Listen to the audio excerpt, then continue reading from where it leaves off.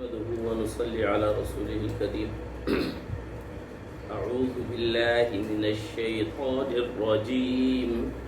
بسم الله الرحمن الرحيم.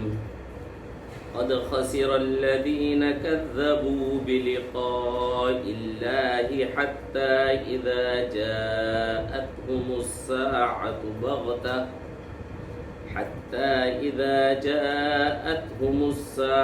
بغتة قالوا يا حسرتنا على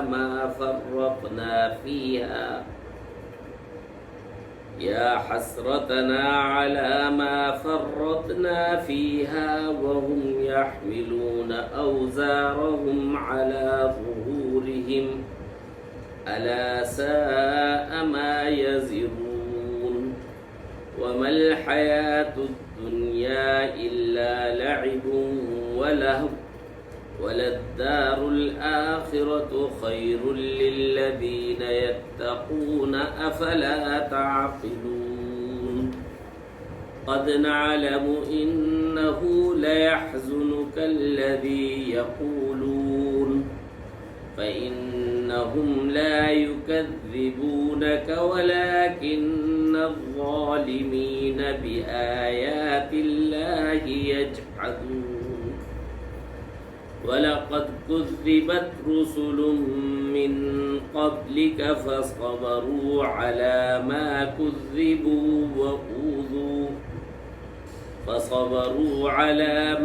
كذبوا وأوذوا حتى أتاهم نصرنا ولا مبدل لكلمات الله. ولقد جاءك من نبأ المرسلين. وإن كان كبر عليك إعراضهم فإن استطعت أن تبتغي نفقا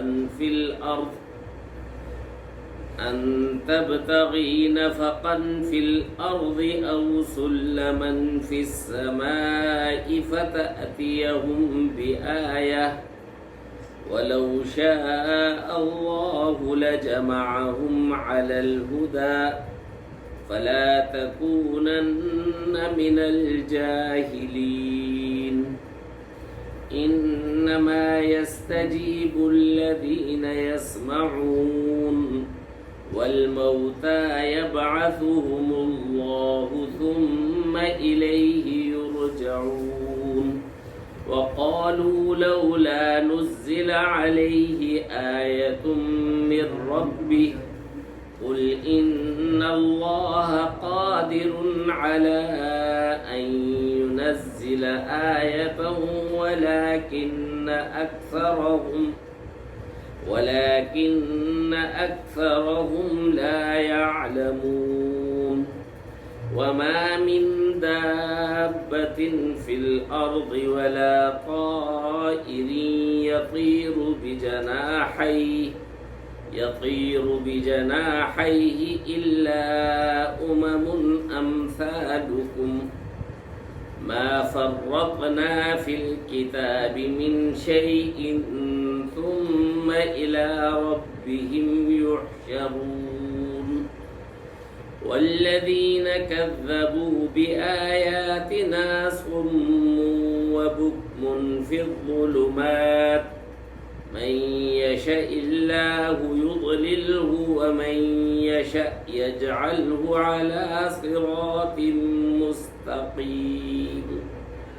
قل أرأيتكم إن أتاكم عذاب الله أو أتتكم الساعة أغير الله تدعون إن كنتم صادقين بل إياه تدعون فيكشف ما تدعون إليه إن شاء وتنسون ما تشركون.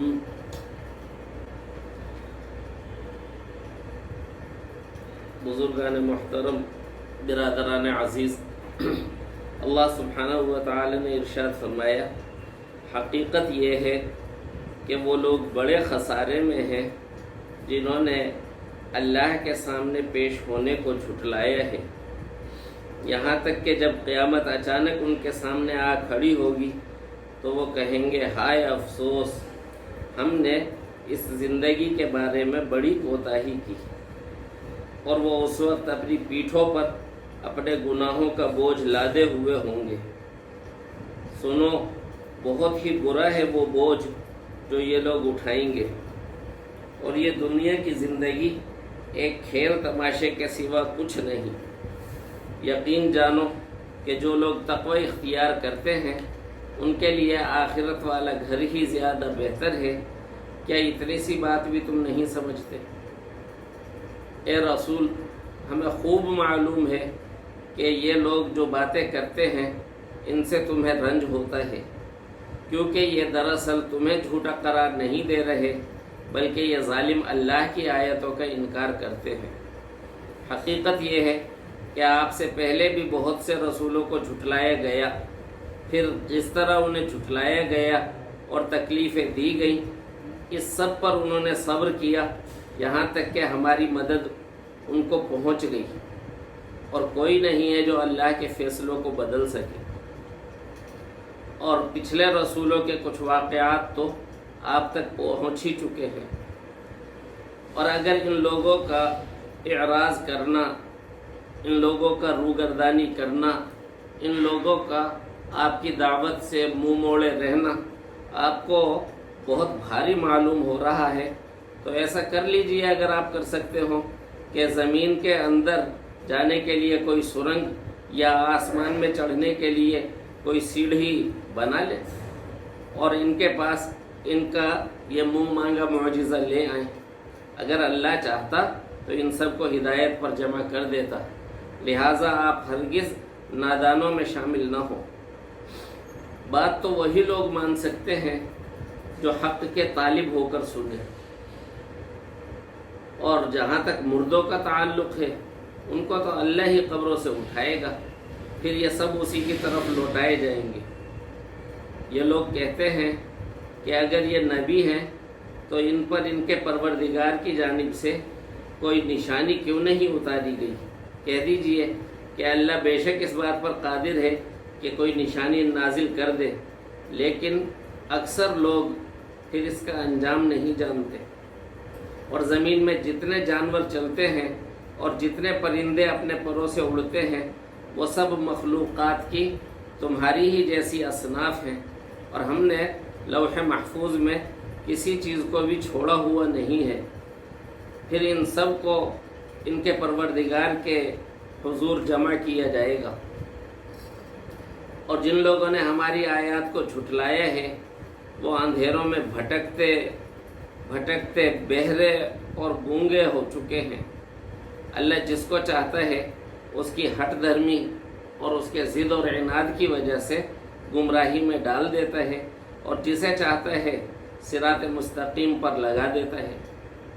آپ ان کافروں سے کہہ دیجئے کہ اگر تم سچے ہو تو ذرا یہ بتاؤ، اگر تم پر اللہ کا عذاب آ جائے یا تم پر قیامت ٹوٹ پڑے تو کیا اللہ کے سوا کسی اور کو پکارو گے؟ نہیں، بلکہ اسی کو پکارو گے۔ پھر جس پریشانی کے لیے تم نے اسے پکارا، اگر وہ چاہا تو اس پریشانی کو دور کر دے گا۔ اور جن دیوی دیوتاؤں کو اور جن معبودان باطلہ کو تم اللہ کے ساتھ شریک ٹھہراتے ہو، اس وقت ان سب کو بھول جاؤ گے۔ یہ ترجمہ ہے سورہ انعام کی آیت نمبر 31 سے آیت نمبر 41 تک کا۔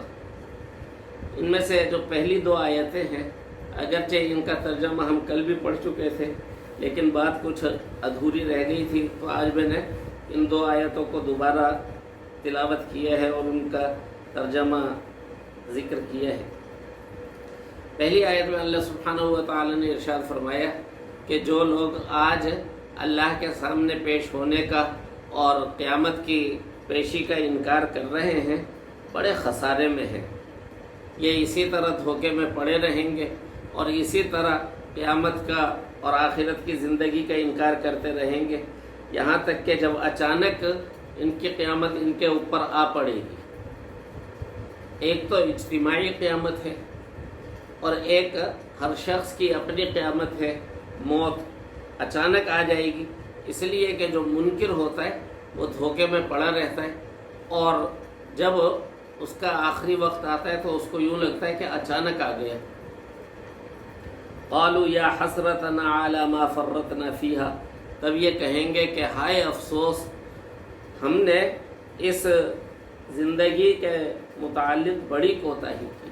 حضرت خواجہ میر درد رحمۃ اللہ علیہ کا شعر ہے کہ وائے ناکامی کے وقت مرگ یہ ثابت ہوا، خواب تھا جو کچھ کے دیکھا جو سنا افسانہ تھا، کہ موت کے وقت آدمی کو یہ احساس ہوتا ہے کہ یہ زندگی کے گنے چنے دن یہ تو بہت جلدی گزر گئے، اور ایسا لگتا ہے کہ خواب اور بس ایک افسانہ تھا جس کو ہم نے جلدی جلدی پڑھ لیا اور گزار لیا، لیکن ایسا نہیں ہے۔ حقیقت میں یہ بہت بڑی زندگی تھی۔ اگر اس زندگی کے لمحات کو سعادت کے اعمال میں استعمال کرتے، سوچ سمجھ کر اس زندگی کو گزارتے، تو یہ زندگی بہت بڑی تھی۔ ایک لمحہ بھی بہت قیمتی ہوتا ہے۔ ایک لمحہ اللہ سبحانہ و تعالی کی یاد میں گزر جائے تو وہ ایک لمحہ بہت قیمتی ہے۔ رسول اللہ صلی اللہ علیہ وآلہ وسلم نے ایک حدیث میں ارشاد فرمایا کہ ایک مرتبہ سبحان اللہ کہنا آدھے میزان عمل کو بھر دیتا ہے، اور اگر الحمدللہ بھی کہہ دیا جائے تو یہ تو پورے میزان عمل کو بھر دیتا ہے۔ تو سبحان اللہ والحمدللہ کتنا مختصر سا کلمہ ہے، اس سے پورے میزان عمل کو اجر و ثواب سے بھرا جا سکتا ہے، لیکن جب اس کو ضائع کر دیا تو قیامت کے دن پھر افسوس کریں گے کہ افسوس ہم نے تو اس زندگی کے بارے میں بڑی کوتاہی۔ حقیقت میں دنیاوی زندگی میں جو کوتاہی کی جاتی ہے، آخرت میں پھر اس کوتاہی پہ افسوس ہوگا۔ ہر وہ لمحہ جو حق تعالی کی یاد سے غافل گزرا، قیامت کے دن اس لمحے پہ حسرت ہوگی۔ ایک روایت میں آتا ہے کہ جنتیوں کو جنت میں کسی چیز کی حسرت نہ ہوگی، لیکن دنیا میں جو لمحات غفلت میں گزر گئے ہوں گے ان پر آخرت میں بھی حسرت ہوگی۔ وَهُمْ يَحْمِلُونَ أَوْزَارَهُمْ عَلَى ظُهُورِهِمْ، فرمایا کہ اس وقت یہ کہہ رہے ہوں گے ہائے افسوس ہم نے بڑی کوتاہی کی، جب انہوں نے اپنی پشتوں پر، اپنی پیٹھوں پر اپنے گناہوں کا بوجھ لادے ہوئے ہوگا۔ عجیب معاملہ ہے، نیک اعمال قیامت کے دن سواری بن رہے ہوں گے، کہیں سواری بن رہے ہیں، کہیں سایہ بن رہے ہیں، کہیں سفارشی بن رہے۔ پل صراط سے گزرتے ہوئے نیک اعمال سواری بن جائیں گے اور تیزی کے ساتھ اپنے عمل کرنے والے کو پل صراط سے گزار دیں گے، کہیں سایہ بن جائیں گے کہ قیامت کے دن کی گرمی سے اور دھوپ سے حفاظت کر رہے ہوں گے، کہیں سفارشی بن کر کھڑے ہو جائیں گے، سفارش کرا رہے ہوں، اور جو بدعمالیاں ہیں وہ بوجھ بنا کر اور ایک پٹھو بنا کر آدمی کے پشت پر لاد دی جائیں گی۔ اس کے لیے اپنا جسم گھسیٹنا ہی مشکل ہو رہا ہوگا، لیکن اس کے گناہوں کا بوجھ بھی اس کی کمر پر لاد دیا جائے گا۔ اب اس کے افسوس کا اندازہ کرنا چاہیے، اور اس چیز کو تھوڑی دیر بیٹھ کے سوچنا چاہیے کہ کیا حال ہوگا، کہ سخت گرمی بھی ہے اور ذلت بھی ہے اور سر جھکا ہوا ہے اور پشت پر گناہوں کا بوجھ اٹھا رکھا ہے۔ الا ساء ما یزرون، حق تعالی نے فرمایا سن لو، بہت ہی برا بوجھ ہے جو اس دن یہ اٹھائے ہوئے ہوں گے۔ وما الحیات الدنیا الا لعب ولہو، اور یہ دنیاوی زندگی تو ایک کھیل اور تماشے کے سوا کچھ بھی نہیں ہے۔ پیچھے انہوں نے کہا تھا بس یہ دنیا کی زندگی ہی سب کچھ ہے، یہاں جواب دیا جا رہا ہے کہ جس کو تم سب کچھ سمجھ رہے ہو نا، یہ کھیل تماشے کے سوا اور کچھ بھی نہیں ہے۔ حضرت مفتی محمد شفیع صاحب رحمۃ اللہ علیہ نے لکھا ہے واقعہ، ان کے استاذ تھے حضرت سید اصغر حسین صاحب رحمۃ اللہ علیہ۔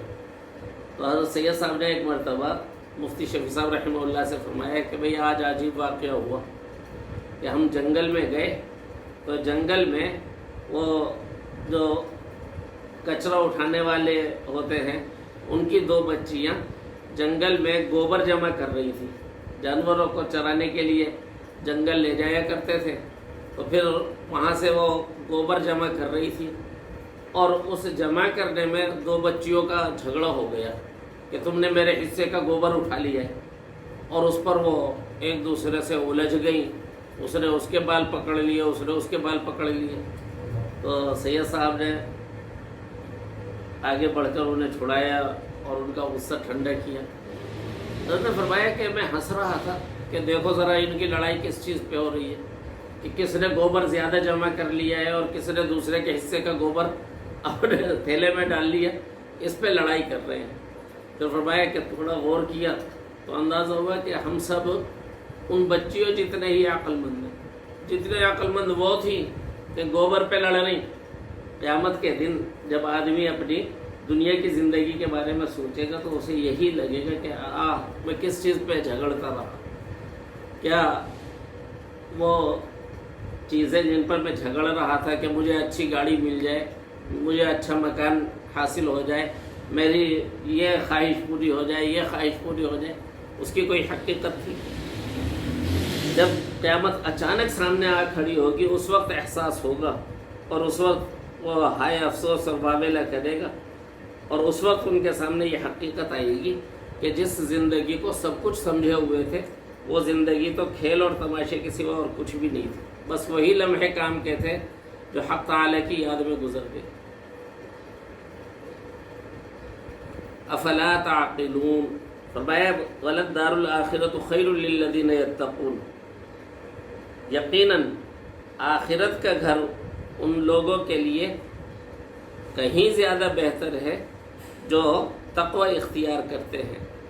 افلا تعقلون، کیا اتنی سی بات بھی تمہاری عقل میں نہیں آتی؟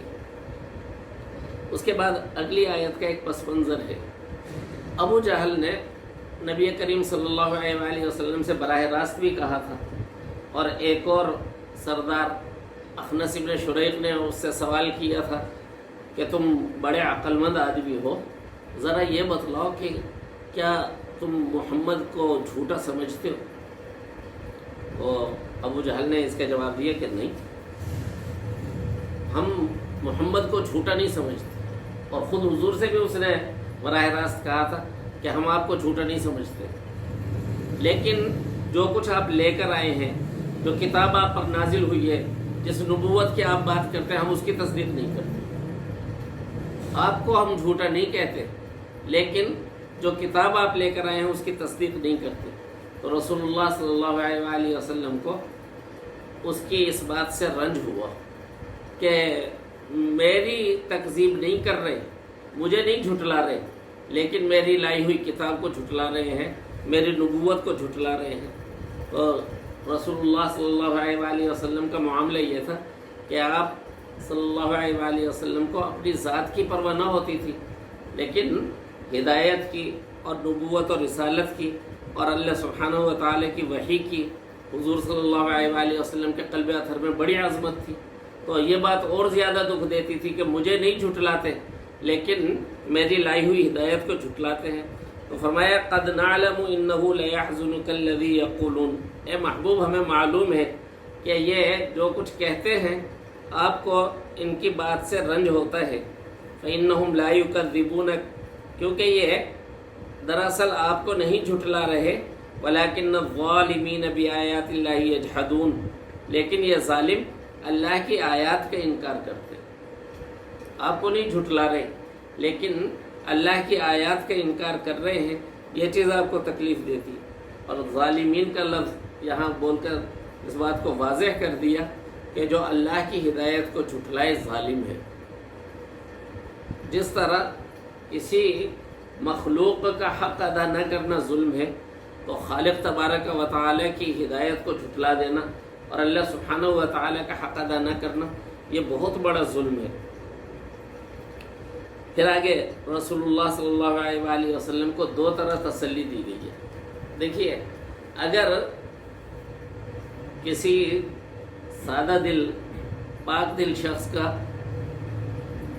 دل بہت ہی زیادہ غمگین ہو رہا ہو، بہت ہی زیادہ رنج ہو، تو اس کو سمجھاتے ہیں اور پہلے تسلی دیتے ہیں، پھر تسلی دینے کے بعد اس کو دوسرے طریقے سے بھی سمجھاتے ہیں کہ بتلاؤ اس بات پر تمہیں رنج تو ہو رہا ہے، لیکن کیا تم کچھ کر سکتے ہو؟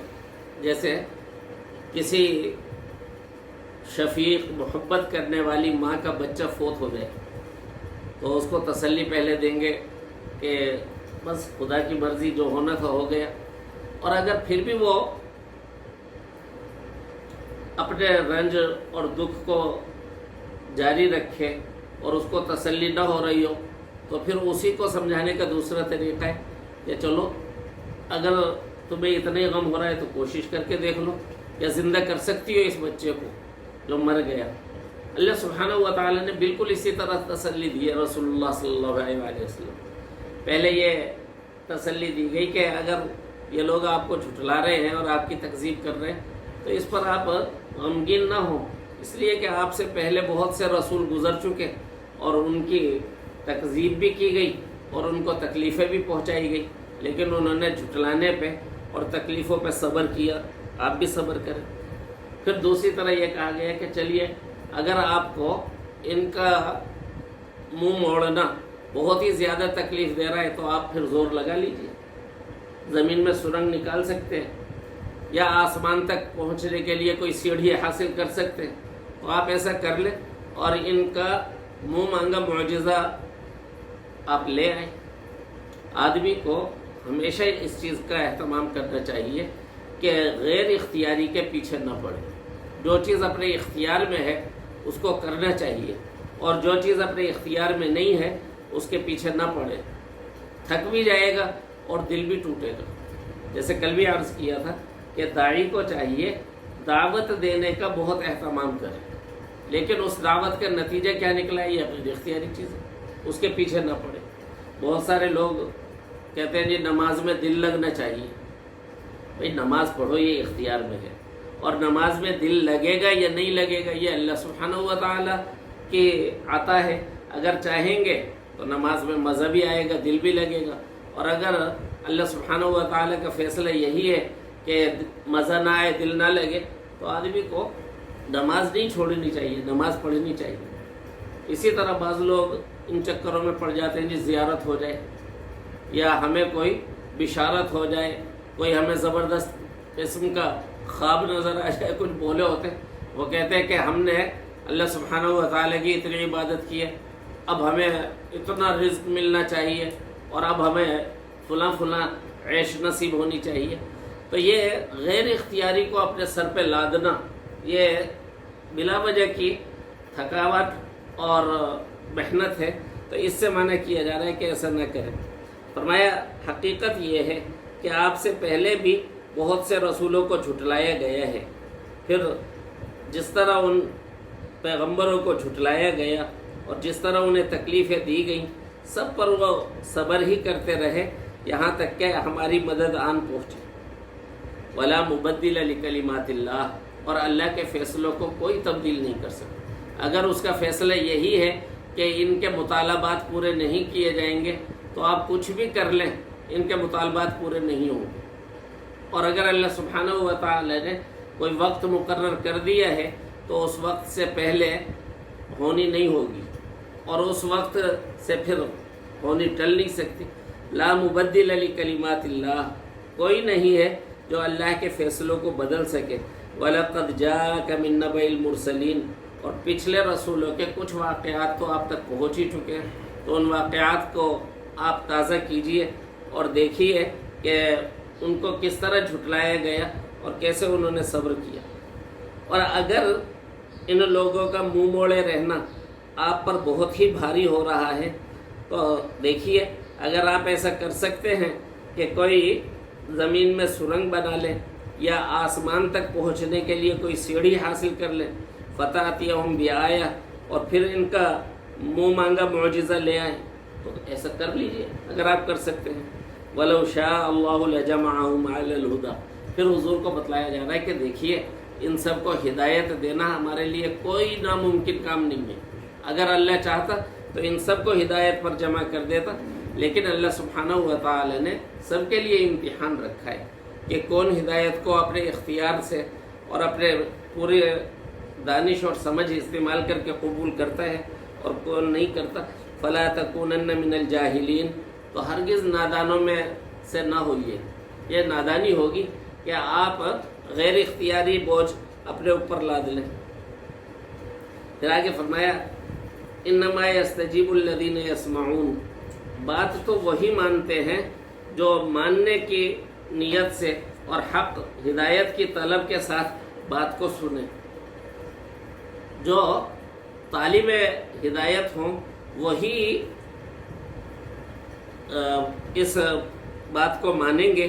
والموتى یبعثهم اللہ، اور مردوں کو تو اللہ ہی قبروں سے اٹھائے گا. ثم الیہ یرجعون، پھر اسی کی طرف سب کے سب لوٹائے جائیں گے.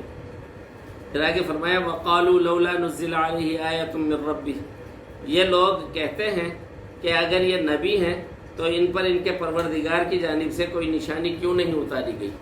نشانیاں تو بہت ساری اتاری گئی تھی، لیکن مسئلہ یہ تھا کہ وہ منہ مانگی نشانی مانگتے تھے کہ جو منہ مانگی نشانی ہے وہ ہمیں دی جائے. قل ان اللہ قادر علی ان ینزل آیہ، کہہ دیجئے کہ بے شک اللہ اس بات پر قادر ہے کہ کوئی نشانی نازل فرما دے. منہ مانگی نشانی تمہیں دے دے تو بلا شبہ اللہ سبحانہ و تعالی اس بات پر قادر ہیں. ولیکن اکثرهم لا يعلمون، لیکن اکثر لوگ پھر اس کا انجام نہیں جانتے کہ جب منہ مانگی نشانی دے دی جاتی ہے تو مہلت ختم ہو جاتی ہے. اب منہ مانگی نشانی کے بعد قبول نہیں کریں گے تو ایسے ہی ہلاک کر دیے جائیں گے جیسے قوم سمود کو ہلاک کیا گیا تھا. پھر آگے اللہ سبحانہ و تعالی نے ارشاد فرمایا کہ جو ہمارا حساب کا دن ہے، اس حساب کے دن سے کوئی بھی نہیں بچ سکتا. یہ حساب کا دن آنا ہے اور اس حساب کے دن سے کوئی بھی بچنا چاہے، راہ فرار اختیار کرنا چاہے تو ایسا نہیں کر سکتا. حتیٰ کہ زمین میں جتنے جانور چلتے ہیں اور جتنے ہیں الا امم امثالکم، وہ سب بھی تمہاری ہی طرح مخلوق ہیں اور یوم حساب ان کا بھی ہے. ما فرطنا فی الکتاب من شیء، ہم نے لوح محفوظ میں کسی بھی بات کو چھوڑا نہیں ہے. ثم الی ربہم یحشرون، پھر ان سب کو حشر کے میدان میں جمع کیا جائے گا. اور اس آیت سے یہ واضح طور پر معلوم ہو گیا کہ مرنے کے بعد کی جو زندگی ہے، حیات بعد الموت، یہ صرف انسانوں کے ساتھ مخصوص نہیں ہے بلکہ تمام جانوروں کو بھی قیامت کے دن حشر کر کے زندہ کر کے اٹھایا جائے گا. اور جیسے ایک روایت میں آتا ہے کہ اگر سینگ والی بکری نے بغیر سینگوں والی بکری کو زیادتی کی ہوگی، سینگ مارا ہوگا، تو اس کا بدلہ بھی دلوایا جائے گا. لیکن بس فرق یہ ہے کہ جب ان کے درمیان انصاف کر دیا جائے گا تو پھر ان جانوروں کو کہا جائے گا مٹی ہو جاؤ، اور وہ مٹی ہو جائیں گے. اور انسانوں کا جو سلسلہ ہے عذاب کا یا ثواب کا، یہ ہمیشہ ہمیشہ کے لیے چلتا رہے گا. سورہ نبا کے آخر میں فرمایا وَيَقُولُ الْكَافِرُ يَا لَيْتَنِي كُنْتُ تُرَابًا، کافر کہے گا کہ اے کاش میں بھی مٹی ہو جاتا. تو جب وہ جانوروں کو دیکھے گا نا کہ بس ان کو بدلہ دلوا دیا گیا اور بدلہ دلوانے کے بعد اب انہیں کہا گیا مٹی ہو جاؤ، تو وہ اپنے لیے بھی یہ تمنا کرے گا، لیکن ان کی یہ تمنا پوری نہیں ہوگی. اچھا، یہاں ذکر کیا جانوروں کا. جانوروں کا ذکر کیوں کیا ہے؟ اس لیے کہ جو منکر تھے رسول اللہ صلی اللہ علیہ وآلہ وسلم کی ہدایت کو جھٹلانے والے تھے، ان کے رویے ایسے تھے جیسے مردہ ہوں یا بالکل جانور ہوں. تو پیچھے ذکر کیا گیا کہ مردوں کو تو اللہ ہی قبروں سے اٹھائے گا، اور اب یہاں جانوروں کا بھی ذکر کیا. آگے یہ کہا جا رہا ہے کہ وہ لوگ جنہوں نے ہماری آیتوں کو جھٹلایا وہ اندھیروں میں بھٹکتے پھرتے بہرے اور گونگے ہو چکے ہیں. جیسے جانوروں کی کیفیت ہوتی ہے کہ وہ سن رہے ہوتے ہیں لیکن سمجھتے نہیں ہیں اور بس پھر بھاگ رہے ہیں اور ادھر سے ادھر بھٹک رہے ہیں، یہی کیفیت ان کی بھی ہے. تو فرمایا من یشاء اللہ یضلل، اللہ جس کو چاہتا ہے اس کو گمراہی میں ڈال دیتا ہے.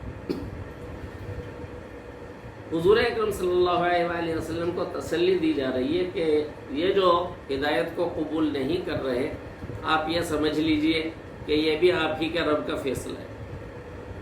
لیکن اس کا مطلب یہ نہیں ہے کہ وہ مجبور محض ہیں، وہ ہدایت کو قبول کرنا چاہتے تھے لیکن اللہ سبحانہ و تعالی نے اپنے فیصلے کے ساتھ ان کو گمراہ کر دیے. نہیں، بلکہ پہلے انہوں نے ہٹ دھرمی ضد اور عناد کا مظاہرہ کیا، پھر اللہ سبحانہ و تعالیٰ کا فیصلہ ان پر صادق آ گیا۔ من یشاء اللہ یضللہ، اللہ جسے چاہتا ہے اس کے عناد اور ہٹ دھرمی کی وجہ سے اس کو گمراہ کر دیتا ہے۔ ومن یشاء یجعلہ علی صراط مستقیم، اور جس کو چاہتا ہے صراط مستقیم پر لگا دیتا ہے۔ بہت سارے لوگ جن کو اللہ سبحانہ و تعالی ہدایت کا راستہ عطا فرما دیتے ہیں، جب وہ اپنے حالات پر غور کرتے ہیں تو حیران ہو جاتے ہیں، اور وہ کہتے ہیں کہ محض اللہ سبحانہ و تعالی کا کرم ہے کہ اس نے ہمیں یہاں لگا دیا، ورنہ ہم میں اور ہمارے ان دوستوں میں، ہمارے جیسے ان دوسرے انسانوں میں کیا فرق تھا کہ جو بھٹکے ہوئے ہیں اور گمراہی کے راستوں پہ چل رہے ہیں۔ بعض اوقات گمراہی کی طرف جانے والا زیادہ سمجھدار، زیادہ پڑھا لکھا، دنیا کے معاملات میں زیادہ چالاک ہوتا ہے، لیکن اللہ سبحانہ و تعالی نے اس کے دل کو دیکھا اور اس کے دل میں ضد تھی، ہٹ دھرمی تھی، عناد تھا، اس کو گمراہ کر دیا۔ اور اس کے مقابلے میں دوسرا شخص جو اتنا دنیاوی معاملات میں ذہین نہیں تھا، اتنا چالاک اور سمجھدار نہیں تھا، لیکن اللہ سبحانہ و تعالی نے اس کے اندر ہدایت کی طلب دیکھی اور حق کی پیاس دیکھی، اس کو سیدھے راستے پر لگا دیا۔ پھر آگے اللہ سبحانہ و تعالی نے ارشاد فرمایا کہ یہ بتلاؤ، ان اتاکم عذاب اللہ، اگر تمہارے اوپر اللہ کا عذاب آ جائے، او اتتکم الساعہ، یا اچانک تم پر قیامت قائم ہو جائے، غیر اللہ تدعون، یا پھر بھی غیر اللہ کو ہی پکارو گے۔ توحید فطری آواز ہے، اور شرک جو ہے یہ اپنی طرف سے گھڑی ہوئی بات ہے۔ طوطے کو ہیلو سکھلا دو، ہائے سکھلا دو، اس کو خیر مقدمی کلمات سکھلا دو، لیکن اچانک جب اس پر مصیبت آتی ہے تو وہ پھر خیر مقدم نہیں کرتا، بلکہ اپنی فطری آواز نکالے گا، پھر بس وہ ٹائیں ٹائیں کرے گا، اس وقت اس کی وہی آواز نکلتی ہے۔ یہی معاملہ مشرک کا ہے، وہ کہانیاں گھڑ گھڑ کے اپنے آپ کو اور دوسروں کو بیوقوف بنا رہا ہوتا ہے، لیکن جب مشکل آتی ہے نا تو پھر بس او مائی گاڈ ہی نکلتا ہے، اور کچھ نہیں نکلتا۔ تو فرمایا کہ بتلاؤ، اگر تم پر اللہ کا عذاب آ جائے یا قیامت قائم ہو جائے، غیر اللہ تدعون، تو کیا غیر اللہ کو پکارو گے؟ ان کنتم صادقین، اگر تم سچے ہو تو ذرا بتلاؤ یہ بات۔ بل ایاہ تدعون، نہیں بلکہ تم اللہ ہی کو پکارو گے۔ فیکشف ما تدعون الیہ ان شاء وتنسون ما تشرکون، پھر اگر وہ چاہے گا تو اس مصیبت کو تم سے دور کر دے گا جس مصیبت کے متعلق تم اس کو پکار رہے ہو۔ وتنسون ما تشرکون، اور اس وقت تم ان سب معبودان باطلہ کو، ان دیوی دیوتاؤں کو بھول جاؤ گے جن کو اللہ کے ساتھ شریک ٹھہراتے ہو۔ فطری آواز، توحید کی آواز نکلے گی، اس وقت تمہاری یہ جھوٹی کہانیاں اور تمہارے یہ گھڑے ہوئے قصے سب غائب ہو جائیں گے۔ جن معبودان باطلہ کو تم خدائی اختیارات دیتے تھے، اللہ کے حق عبادت میں جن کو تم شریک کرتے تھے، وہ سب تم سے بھول جائیں گے۔ اللہ سبحانہ و تعالی ان باتوں میں جو بھی نور اور ہدایت ہے وہ ہم سب کو عطا فرمائے۔